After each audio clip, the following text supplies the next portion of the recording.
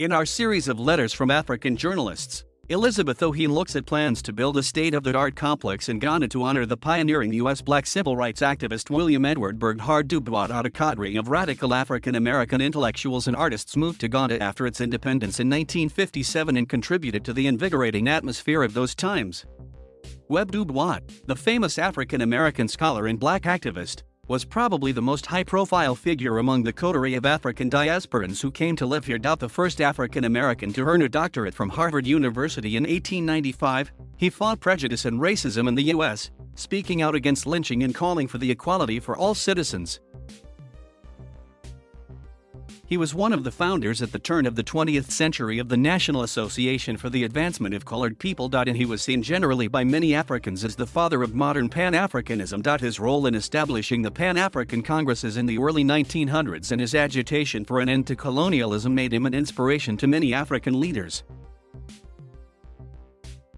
By the time Du Bois came to live in Ghana in 1961 at the invitation of then-President Kwame Nkrumah, he was frail, sick and 93 years old. Officially he came to start the big Encyclopedia Africana project, but it was obvious time was not on his side. However, he did find the peace, and was accorded the respect that America had denied him throughout his life. He and his wife, Shirley Graham Du Bois, were given a comfortable 7-room government house in the capital, Accra, on an acre of land, no 21 First Circular Road cantonments, and they had a staff of 4, a steward, a cook, a night watchman, and a driver who was responsible for the 2 cars given to them. To set the tone for the conversation in the home, which was a hive of activity, the Du Bois couple decorated it with the busts of Karl Marx, Lenin and Chairman Mao. The diasporan intellectuals were known as Afros by the locals, who kept well out of their sometimes furious internal ideological rows. Some of those names still ring a bell: Maya Angelou, George Padmore, Marcus Garvey, Bill Sutherland, Julian Mayfield, and the dentists Robert and Sarah Lee. There will certainly be a beautiful symmetry to the story when No. 21 First Circular Road, the current Du Bois Memorial Center in Accra where the couple are buried, becomes a world-class destination for scholars and heritage tourists. The government of Ghana and the Du Bois Foundation recently signed an agreement in New York to transform it into a vibrant, cultural and research center.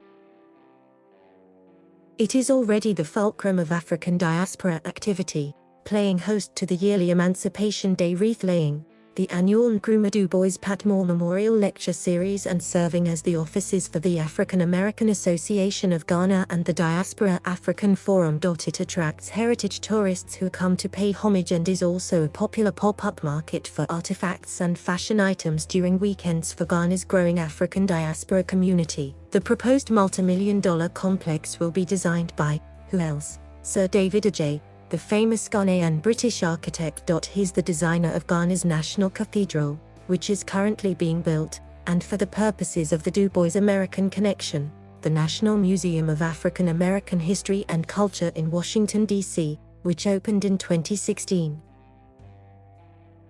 The complex will emphasize the fact that Ghana has always sought to attract the African diaspora. The historic 2019 Year of Return and Beyond the Return campaigns that encourage the return to the continent, and to Ghana in particular, of African diaspora from around the world is not new to us. This is a drive that has been ongoing since independence.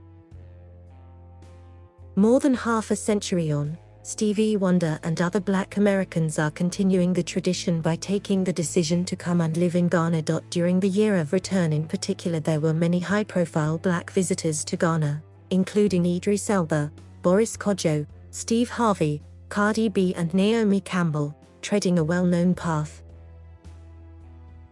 Du Bois died in his cantonment's home on the 27th of August, 1963, a day before the famous March on Washington, at which U.S. civil rights leader Martin Luther King made his I Have a Dream speech. As is well known, no one does a funeral like Ghanaians, and he was given a full-scale state funeral. During the ceremony, reports say there was a brief and powerful rainfall that stopped as suddenly as it had started. According to our traditional beliefs, the rainfall signified that Du Bois had been welcomed among the gods of the land. 5 months before he died, he was granted Ghanaian citizenship, After the US government refused to renew his passport. He said that becoming a citizen of Africa's first independent country south of the Sahara was the happy end of a journey begun by his great-grandfather who had been stolen away from the continent into slavery. I have returned so that my remains may mingle with the dust of the forefathers, he said. Now my life will flow on in the vigorous young stream of Ghanaian life which lifts the African personality to its proper place among men. And I shall not have lived and worked in vain. The hope here is that the new Du Bois Museum complex will attract more returnees. The aim is to create a living museum that revives the transformative spirit and vision of Du Bois for a unified ancestral home for Africans in the diaspora. The complex will serve as a historic memorial site where visitors can honor his life and legacy, connect to their cultural and ancestral roots, and serve as an impetus to inspire solidarity between people of African descent. Ghana is hoping that, having been one of the main gateways through which most of the slaves were transported during the transatlantic slave trade, the country will be the main source for Africans in the diaspora to reconnect to the continent. Thank you for watching. Please subscribe.